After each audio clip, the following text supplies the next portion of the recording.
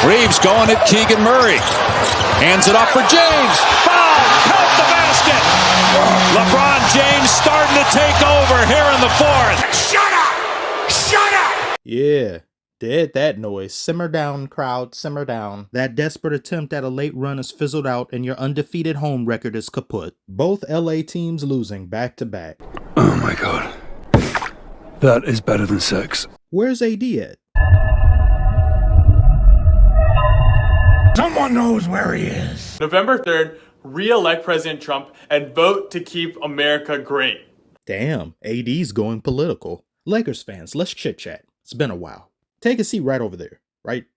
Yeah, turn around. Are you stupid? Take a seat. Yeah, there you go. I found some irregularities. I started pulling some old files. The title of this video goes without saying, but I'm going to thoroughly explore and emphasize to you why I say this. Opening night, you faced the team that swept you in the playoffs and lost. Surprising. Following that, you faced the Phoenix Suns without Devin Booker and Bradley Beal. You managed to win that game, but just barely. You almost lost to Kevin Durant and friends. That's what that team is now, without Booker and Beal.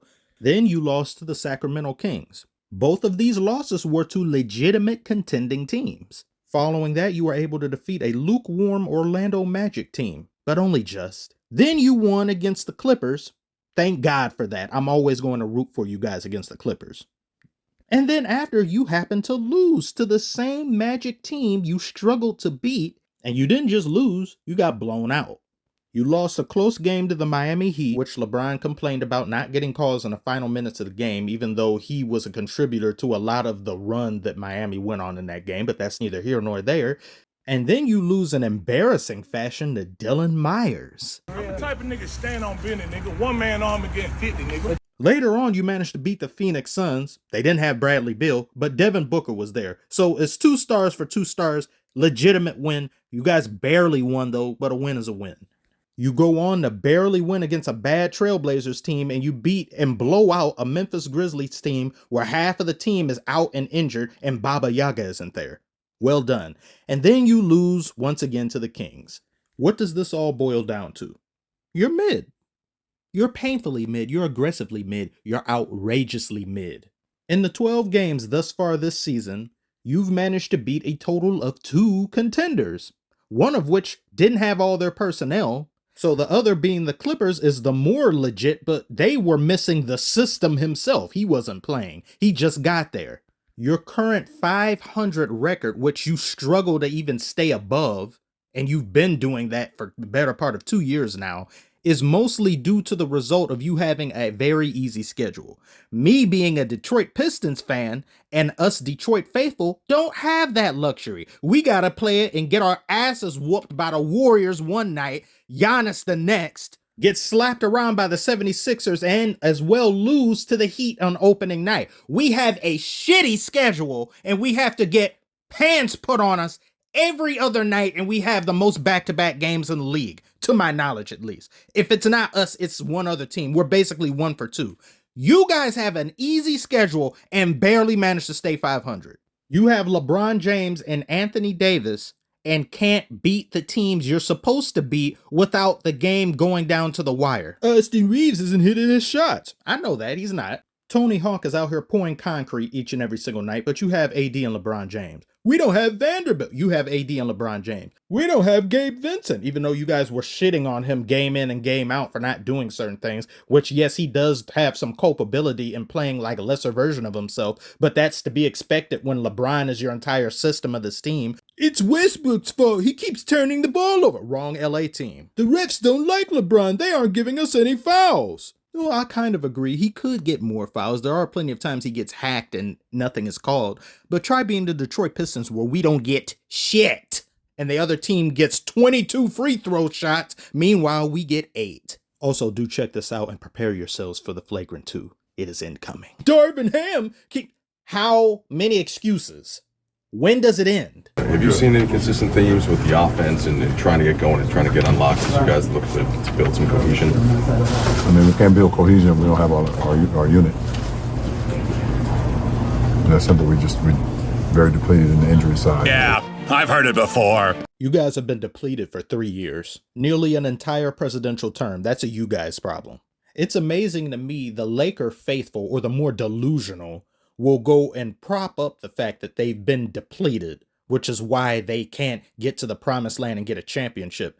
But then the Clippers, who've been far more depleted than the Lakers have been these past 3 years, they use that as a means to attack them. It can't be made to make sense because it's nonsensical. Lakers gave Davis this monster of an extension primarily out of desperation, because what else are you going to do, I guess? Are you going to trade him?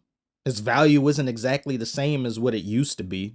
People around the league know he can't stay healthy. People around the league know his performance dips night in and night out, especially on back-to-backs. Do not expect Davis to play good on a back-to-back. Ever. But you know who does expect something out of Davis? LeBron, and being the face of the Lakers. Which to me is just clever subterfuge, because if Davis doesn't do his job, he'll get the majority and lion's share of the blame, and everyone else except LeBron, even though LeBron has shown himself in the fourth quarter to be somewhat of a turnover machine, bad decision maker, and will shoot his team out of the game. Kind of like what happened last night against the Kings. Your team is down but coming back on a monster run. Lakers cut a 26-point deficit down to 9, and what does LeBron do?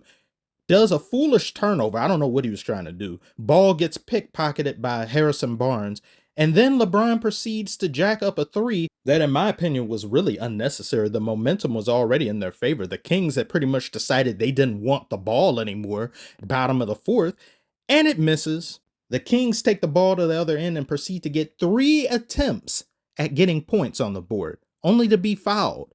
Head to the line, get free throws. All of that while Davis was still on the court. He had only scored his 7th point by the top of the fourth quarter.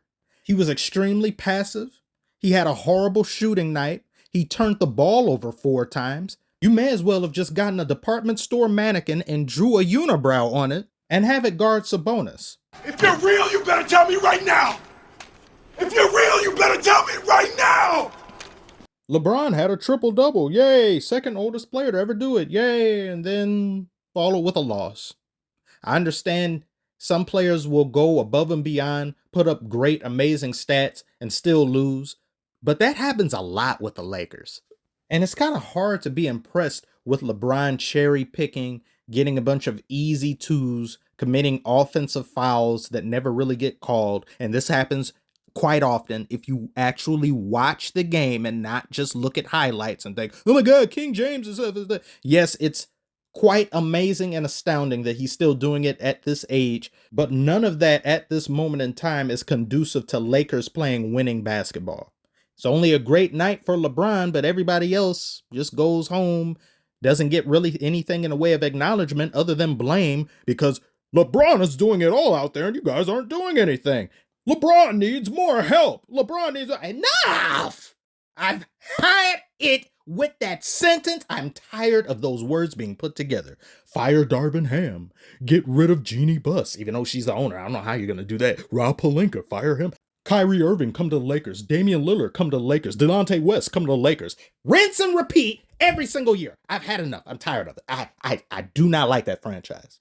That's why I enjoy it very much when you guys lose. Tired of it. I'm tired of the nonsense, tired of the narratives, the excuses, the woe is me. Oh, our team is never healthy. That's your fault.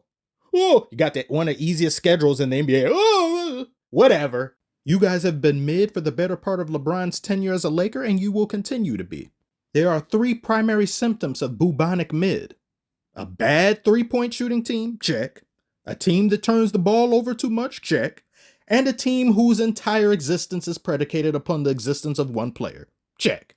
And here we go with this thing that makes me very angry all the time when I see it. Why didn't AD just shoot the mid-range? Why do players do this? Nobody on the Kings came to pick him up. He could have easily shot from the free throw line. He's taller than any of the defenders that immediately surrounded him, but does he take advantage of this? No, he would rather shoot a contested shot over 7-foot-tall JaVale McGee, which I only just realized he was on the Kings. I don't know how.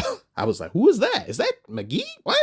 This isn't just a Davis thing. I swear to you, bunch of players do this, and I'll never understand why. I do not understand it. It was an open shot right where you were, but you run into a defender? Make it make sense to me, y'all. In the meantime, Lakers do continue to lose. I'm here for it. Keep getting a new team each and every single year, only to trade half of them by the trade deadline, and let's just do the same song and dance until LeBron retires and you guys are left with nothing in the way of assets or the ability to rebuild, and you're bad for 10 years. Hooray! But beat the Clippers, though. Tell me if anything I've said in this video is wrong. I dare you. I welcome it, actually. If you think the Lakers can turn it around this year and those previous years have no bearing on this one, tell me that as well. Like, subscribe if you're new, holla at me. Thank you. And don't let this video distract you from the fact that both AD and Giannis have the exact same contract. Damn